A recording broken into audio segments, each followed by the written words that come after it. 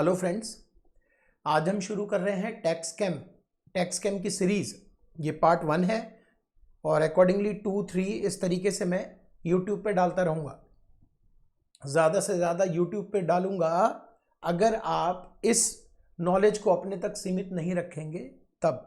Otherwise तो मेरे students हैं ही, उनको तो ये वीडियो दिया ही जाता है। लेकिन मैं चाहता हूँ कि सभी स्टूडेंट्स जो CA, CMA या CS के हों, अपकमिंग एग्ज़ाम के लिए नवंबर और दिसंबर, जो पेंडेमिक के वजह से काफ़ी परेशान भी रहे, एक अटेम्प्ट मर्ज भी हो रहा है, अब पिछले अटेम्प्ट कैंसिल हो गया, अब मर्ज हो रहा है वो अटेम्प्ट।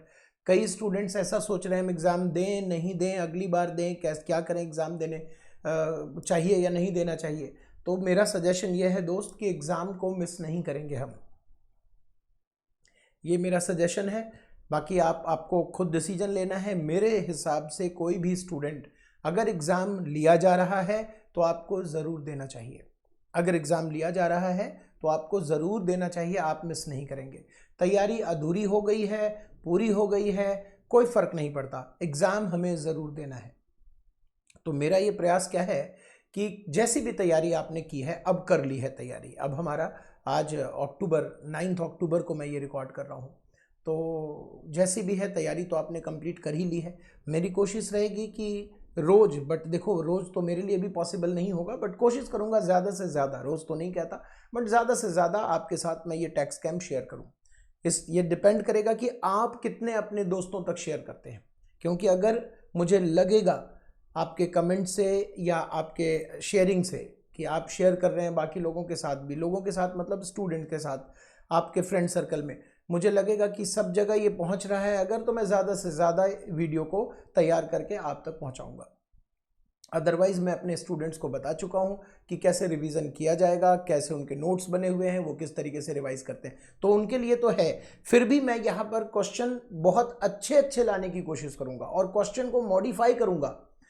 सोचूंगा कि अगर मैं एग्जामिनर की जगह होकर क्वेश्चन पेपर सेट करता तो ये क्वेश्चन पूछना चाहिए था मुझे। इस तरीके से हम R&D रिसर्च करते हैं और रिसर्च के दरमियान ये सारी चीज़ें हमारे साथ आती है कि क्वेश्चन ऐसा होना चाहिए।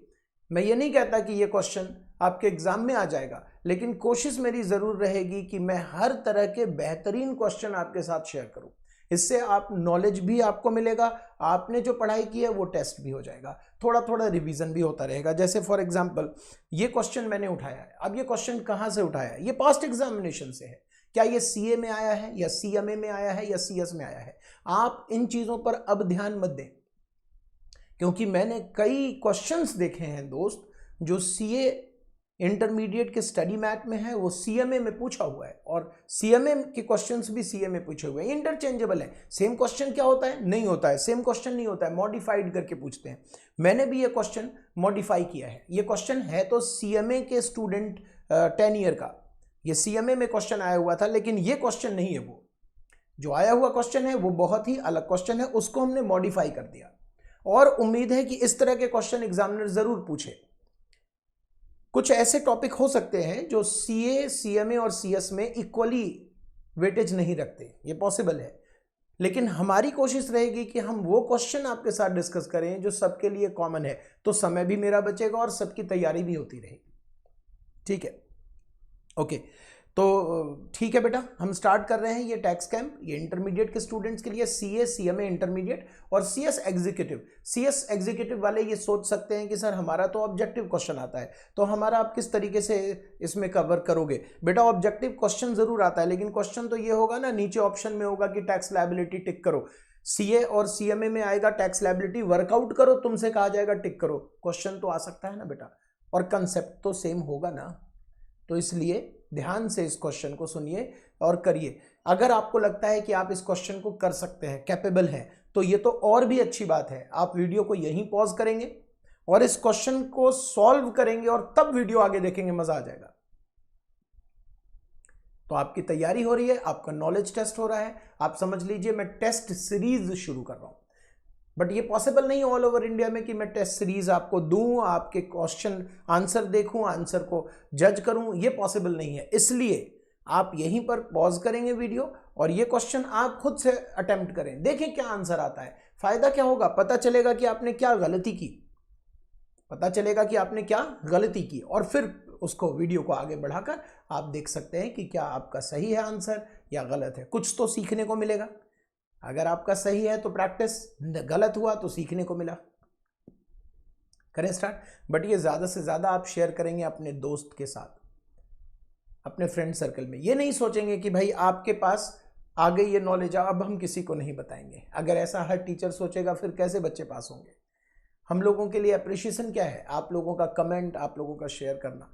तो आप ज़्यादा से ज़्यादा इसको अगर शेयर करेंगे तो मुझे लगेगा बहुत सारे बच्चे बेनिफिट उठा रहे हैं इस क्वेश्चन का। ऐसे ही बहुत अच्छे अच्छे क्वेश्चन मैं ढूंढूंगा, उसे आज के पैटर्न पे अमेंड करूंगा। सिर्फ क्वेश्चन नहीं, पास्ट एग्जामिनेशन के आप इसे ढूंढ ही नहीं सकते। ये पास्ट एग्जामिनेशन क्वेश्चन कहीं भी नहीं मिलेगा आपको। रीजन क्या है? क्योंकि मैंने इसे मॉडिफाई कर दिया और इसमें नई चीज और अच्छी चीज डाल दी, जो मुझे लगता है कि एग्जामिनर को इस तरह के पैटर्न के क्वेश्चंस अब पूछने चाहिए। ठीक, ओके। क्वेश्चन पर आते हैं। देखिए, Shivram is engaged in growing and manufacturing tea in India. Revision नहीं कराऊंगा लेकिन थोड़ा बहुत तो डिस्कस करूंगा। अब आप जानते हैं कि ग्रोइंग एंड मैन्युफैक्चरिंग टी, अगर ये कोई एक्टिविटी करता है तो रूल नंबर 8 के मुताबिक इसकी कंपोजिट इनकम, कंपोजिट प्रॉफिट को हम 60 और 40 के रेशियो में सेग्रीगेट करते हैं। 60 और 40 के रेशियो में सेग्रीगेट करते हैं, ये तो आप जानते हो। ठीक है, आगे बढ़ते हैं। His profit for previous year 1920 amounting to ₹10 lakh which, अच्छा क्वेश्चन तो है नीचे डिस्क्रिप्शन बॉक्स में, आपको मिल जाएगा। इसके लिंक आप डाउनलोड कर लो और सामने रखकर उसके बाद भी कर सकते हो, जैसे मर्जी कर लो। 10 lakh which includes ₹2 lakh from, अब जरा देखिएगा यहां से क्वेश्चन में जान आ गई। अभी वो क्या कह रहे हैं कि कंपोजिट प्रॉफिट 10 लाख है। यहां तक तो बहुत बढ़िया है, कंपोजिट प्रॉफिट 10 लाख है। इस 10 के अंदर इसका मतलब कि 2 लाख रुपए की अलग बात हो रही है और 8 लाख रुपए की अलग बात हो रही है। इस 10 लाख के अंदर 2 लाख क्या है, जरा देखिए तो। 2 लाख क्या है? उनके अपने गार्डन से, जो टी गार्डन है, वहां से लीफ को, ग्रीन लीफ को तोड़कर उन्होंने उसे सेल कर दिया है। इसका मतलब चाय की पत्ती अगर तोड़कर सेल कर दी जाए as a raw green leaf sale कर दी जाए तो ये प्योर एग्रीकल्चर इनकम है। इस क्वेश्चन में यही वर्ड, यही लाइन जान है इस क्वेश्चन की। अब बताइए ये जो 2 लाख है, क्या ये भी 60-40 होगा? आंसर है नो, ये 100% एग्रीकल्चरल इनकम है। ओके, अब ये जो बच गया 8 लाख, ये कंपोजिट प्रॉफिट है।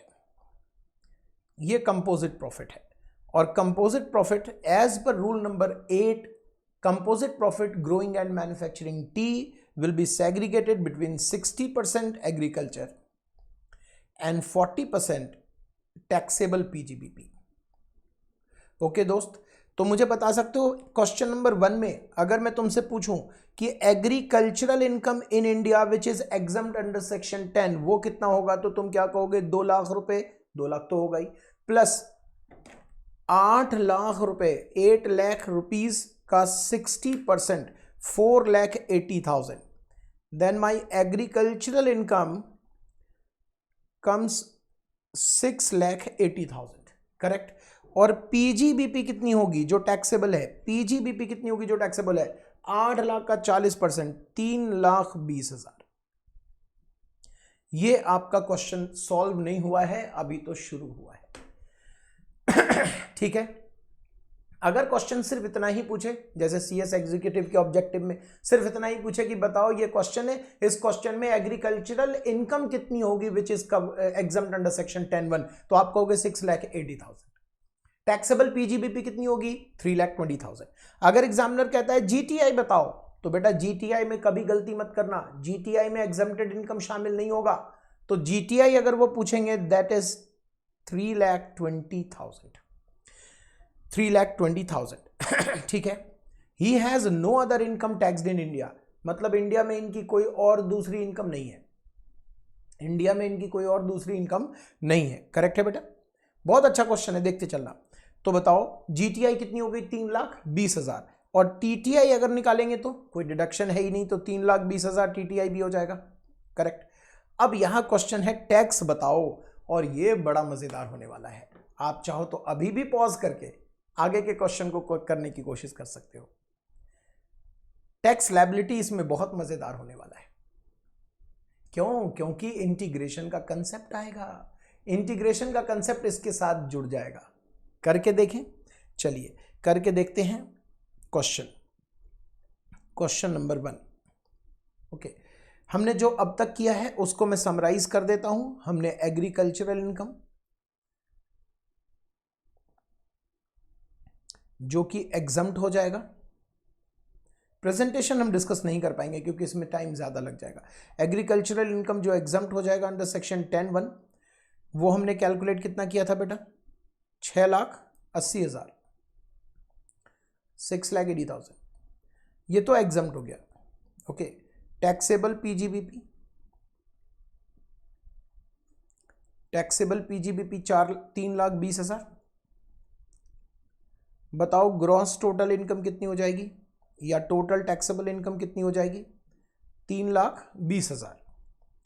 अब इस पे टैक्स निकालने की बारी। टैक्स आपको मालूम है कि इंडिविजुअल अगर है कोई और उसकी एग्रीकल्चर इनकम 5,000 रुपये से ज़्यादा और total taxable income maximum amount which is not chargeable to tax से ज़्यादा है, जैसे कि इस क्वेश्चन में जो शिवराम है उसकी उम्र का हमें नहीं पता। बेटा जब उम्र का नहीं पता तो हम बिलो 60 मानते हैं, ठीक है। इसका मतलब 2,50,000 इसकी मैक्सिमम एग्जम्पशन लिमिट है, 2,50,000 इसकी मैक्सिमम एग्जम्पशन लिमिट है, मानते हो? ठीक है। क्या इसकी टोटल टैक्सेबल इनकम इससे एक्सीड हो रही है? यस। एग्रीकल्चर इनकम 5,000 से ज्यादा है तो इंटीग्रेशन होगा। अब इंटीग्रेशन कैसे करते हैं? Tax on agriculture income plus total taxable income, total taxable income और एग्रीकल्चर इनकम को जोड़ दीजिए तो वो 10 लाख आ रहा है। 10 लाख रुपए पे टैक्स कैसे निकालेंगे? 1,12,500।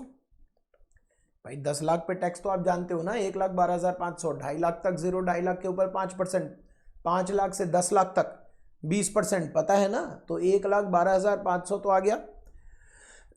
इंटीग्रेशन तो पढ़ा होगा ना बेटा आपने, एग्रीकल्चर इनकम का कैसे इंटीग्रेशन करते हैं? ऐसे ही करते हैं। माइनस कैसे करते हैं? Tax on agriculture income plus maximum exemption limit, जिसको आप कहते हैं maximum amount which is not chargeable to tax. तो बताओ एग्रीकल्चर इनकम कितना है? 6,80,000 प्लस 2.5 लाख जोड़ दो, 9,30,000। 9,30,000 पे आप स्लैब रेट निकालो तो कितना आएगा? 98,500। इसको माइनस करिएगा तो ये इंटीग्रेशन का काम पूरा हो गया and it is basic tax. 14,000 basic tax आ गया। अब मजा आने वाला है। क्यों? क्योंकि आपने सुन रखा है कि भाई अगर इनकम रिबेट के बारे में आप जानते हो कि नहीं? बताओ पहले आप बताओ। सेक्शन 87A का रिबेट आपने सुन रखा है 5 लाख रुपए तक, 5 लाख रुपए तक अगर टोटल टैक्सेबल इनकम है तो रिबेट मिलता है। कितना रिबेट मिलता है? बेसिक टैक्स और 12,500 विच एवर इज लोअर।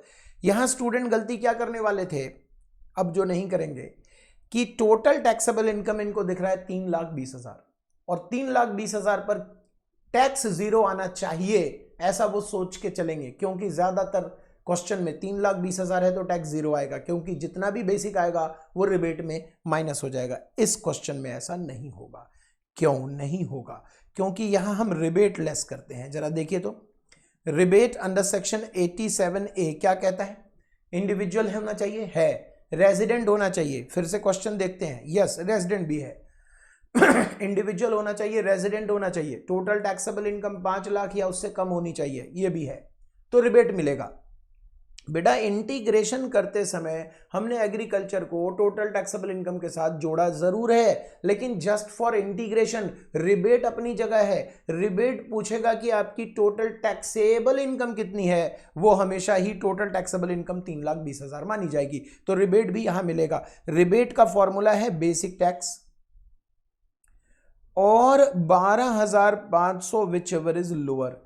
तो जरा देखिए दोस्त क्वेश्चन कितना सुंदर बन गया अपने आप। सोचिए नेक्स्ट क्वेश्चन और उसका नेक्स्ट, मजा आने वाला है। ये आपका बचेगा कितना? 14,000 माइनस 12,500, 1,500 रुपये बचा। इसमें 4% आप हेल्थ एजुकेशन सेस ऐड कर लीजिए, तो ये हुआ 1,560। करेक्ट है बेटा, हमने पहला क्वेश्चन सॉल्व कर लिया। हमारी टैक्स लायबिलिटी कितनी आ रही है? 1560 रुपए। क्वेश्चन नंबर टू कहता है कि पिछले क्वेश्चन में मान लिया जाए कि यह व्यक्ति नॉन रेजिडेंट होता, तो बेटा नॉन रेजिडेंट होने से क्या इंटीग्रेशन नहीं होगा? होगा। क्या एग्रीकल्चर इनकम उनके लिए इंडिया वाली एग्जम्प्ट नहीं होगी? होगी। Agricultural income in India is exempt for resident as well as non resident. तो एग्रीकल्चर उनके लिए भी एग्जम्प्ट रहेगा? यस। उनके लिए भी सेग्रीगेशन का फॉर्मूला सेम लगेगा क्या? हाँ जी, तो वो भी वैसे ही है। फिर क्या इंटीग्रेशन नहीं होगा? इंटीग्रेशन भी होगा। तो क्या सब कुछ सेम ही होगा एनआर के लिए? जी हां, सब कुछ सेम ही होगा, बट कब तक? यहां तक। अगर हम एनआर मान लेते हैं दोस्त, तो 14,000 बेसिक टैक्स आ जाएगा और यहां पर रिबेट नॉट अलाउड होगा, और यहां 14,000 एच सच आ जाएगा 4%, 14,560। ये हमारा नया आंसर है क्वेश्चन नंबर 2 का। आप ऐसे ही आगे, अभी तो ये पहला है पार्ट, कोशिश करूंगा ज्यादा से ज्यादा आपके साथ टैक्स कैम के अच्छे क्वेश्चन तैयार करने के। क्वेश्चन तैयार करने में फायदा आपका ये होगा कि आप पहले क्वेश्चन को खुद अटेम्प्ट करना चाहेंगे और फिर नहीं होने पर या कंप्लीट करने के बाद आप आंसर को देखना चाहेंगे। ठीक है, शर्त क्या है कि आप ज्यादा से ज्यादा इसे शेयर करेंगे ताकि मुझे लगे कि हाँ ये बाकी बच्चों तक भी पहुंच रहा है। अगर बाकी बहुत बच्चों तक नहीं पहुंच रहा तो मेरे स्टूडेंट, खुद के स्टूडेंट्स बहुत संख्या है, मैं उनको ही सिर्फ दे दूंगा। तो आप कोशिश कीजिएगा कि ज्यादा से ज्यादा शेयर हो। रोकना नहीं है, नॉलेज को शेयर करना है ना। क्वेश्चन आंसर ही तो चल रहा है बेटा, तो क्वेश्चन आंसर पे तो सबका हक होना चाहिए। चलो, तो ये दूसरा क्वेश्चन भी हो गया, टैक्स लायबिलिटी। ठीक है, डन। अब आते हैं हम तीसरे नंबर में, आखिरी नंबर। तो 3 क्वेश्चन मैंने इसलिए तैयार किया क्योंकि हो सकता है एग्जाम में क्वेश्चन 1 में ही एनआर आ जाए, तो क्या सोचोगे, कैसे करोगे? ठीक, अब मान लो कि इसके पास एक इनकम और आ गई। क्या लिखा हुआ है इन क्वेश्चन नंबर 1? पहले क्वेश्चन में वो कह रहे हैं सपोज करने LTCG 1,20,000 भी आ रहा है, और वो भी ऐसे जमीन से जो कि इंडिया में सिचुएटेड है। इंडिया में सिचुएटेड है और 1,20,000 की एक नई इनकम और आ गई। बेटा अब क्या होगा जरा बताना। PGBP आप ऑलरेडी निकाल चुके थे 3,20,000। अब आपके पास लॉन्ग टर्म कैपिटल गेन भी आ गया 1,20,000। तो आपकी GTI या आप कहें कि TTI 4,40,000 निकल के आया। क्या यहां भी इंटीग्रेशन होगा? भाई इंटीग्रेशन तो होगा, क्यों नहीं होगा। तो इंटीग्रेशन कैसे होता है? Tax on total taxable income plus agricultural income. Agricultural income कितनी आ गई हमारी? 6,80,000। एग्रीकल्चरल इनकम 6,80,000 सबको समझ आया था ना? कैसे निकाला था हमने? भाई 2 लाख तो डायरेक्ट उन्होंने लीफ बेचकर कमाया, वो तो प्योर एग्रीकल्चर है। 8 लाख जो है वो कंपोजिट है, जिसमें 60-40 का रेशियो बनेगा। तो 4,80,000 ये और 2 लाख, 6,80,000। Correct, okay. अब जरा देखिए, इस पर आप जब टैक्स निकालेंगे इंटीग्रेशन का, तो ये फिर से एक नया कॉम्प्लिकेटेड सिचुएशन पैदा होगा। क्यों? क्योंकि यहां पर आपके सामने नॉर्मल इनकम, स्पेशल इनकम भी है 1,20,000 और नॉर्मल इनकम भी है 3,20,000। यानी नॉर्मल इनकम और स्पेशल इनकम दोनों का कॉम्बो है। ऐसे में आपको ये जरूर मालूम होना चाहिए, आपने पढ़ा होगा, नहीं तो मैं बता रहा हूं अभी पढ़ लो। अगर आपके पास नॉर्मल इनकम भी है और स्पेशल इनकम भी है, दोनों होने के साथ एग्रीकल्चर का इंटीग्रेशन आ जाता है। तो एग्रीकल्चरल इनकम को किसके साथ इंटीग्रेट किया जाता है? नॉर्मल इनकम के साथ। इसका मतलब इस पे क्वेश्चन कैसे सॉल्व किया जाएगा, इस पर टैक्स कैसे निकाला जाएगा? देखो, टैक्स निकालेंगे, tax on 1,20,000 long term capital gain, इसके ऊपर 20% टैक्स 24,000 रुपये, 24,000। और इसके अलावा जो बच जाएगा वो कितना बचेगा भाई? 6,80,000 प्लस 3,20,000, 10 लाख। इस पर स्लैब रेट से टैक्स 1,12,500। अब जरा इसमें जोड़िए, 1,12,500 प्लस 24,000, 1,36,500। ठीक है, अब इसमें हमें अभी लेस करना है, इंटीग्रेशन कैसे होगा, इसमें हमें लेस करना पड़ेगा tax on agricultural income plus maximum exemption limit. तो टैक्स ऑन 6,80,000 प्लस 2,50,000, और इस पर टैक्स मुझे लगता है पीछे हमने कैलकुलेट किया था, है ना, 6,80,000 प्लस 2,50,000, इस पर टैक्स निकाला था हमने 98,500। तो वो माइनस कर दीजिए इसमें, ये 98,500 बी पॉइंट बना लीजिए, इसे माइनस कर दीजिए। तो ए माइनस बी ये आपका बनेगा बेसिक टैक्स, 1 माइनस 38,000 आपका बेसिक टैक्स आ जाएगा। इसमें आपको रिबेट फिर से मिल जाएगा, बताइए क्यों रिबेट, अभी भी क्यों मिलेगा रिबेट? रिबेट के लिए क्या चाहिए, इंडिविजुअल है, रेजिडेंट। अब यहां पर क्वेश्चन नंबर 1 में सपोज किया गया है, इसका मतलब रेजिडेंट हमें मानना पड़ेगा, तो रेजिडेंट भी है ये, okay, resident, individual, total taxable income 5 lakh या उससे कम, 5 लाख और लेस, यस वो भी है, तो यहां पर रिबेट भी मिल जाएगा। रिबेट फिर से कैलकुलेट करोगे आप बेसिक टैक्स और 12,500 विच एवर इज लोअर, तो 12,500 का रिबेट मिल जाएगा। ऐसे ही अच्छे और बढ़िया क्वेश्चन के साथ हम फिर मिलेंगे 4% हेल्थ एजुकेशन सेस जोड़ने के बाद। तो 26,520 सिंस ये रिकॉर्डेड है इसलिए हो सकता है, और कैलकुलेशन है, लाइव कर रहा हूं, हो सकता है पॉसिबल है कि कोई कैलकुलेशन एरर कभी आ जाए इसमें या आने वाले क्वेश्चन में, क्योंकि क्वेश्चन मैं आपके साथ सॉल्व करता हूं, शौक है, पहले से सॉल्व करके मैं नहीं रखता, क्वेश्चन तैयार करके रखता हूं, क्वेश्चन सॉल्व आपके साथ करूंगा। मैं जब भी क्लास में स्टूडेंट्स को एग्जाम्पल कराता हूं, कभी एक एग्जाम्पल नेक्स्ट बैच के एग्जाम्पल से मैच नहीं करता, क्योंकि एग्जाम्पल हम उसी समय तैयार करते हैं। सिमिलरली तो पॉसिबल है कि ह्यूमन एरर हो, आप उसे इग्नोर करना और कंसेप्ट सीखने की कोशिश करना, ठीक है। तो जम के पढ़ते रहिए, हमारा मिशन क्या है 80+ आने वाले एग्जाम के लिए बहुत बहुत शुभकामनाएं आप सबको, और तैयारी खूब करें, चाहे जैसी भी तैयारी हो, अगर एग्जाम लिया जाएगा इंस्टीट्यूट द्वारा तो आपको जरूर देना है, मत डरिए किसी चीज से, एग्जाम अगर लिया जा रहा है तो हम जरूर देंगे, चाहे तैयारी कैसी भी हो, एग्जाम हमें देना ही है, ठीक है। तो नेक्स्ट वीडियो के साथ हम जल्दी मिलते हैं, थैंक यू, बाय बाय।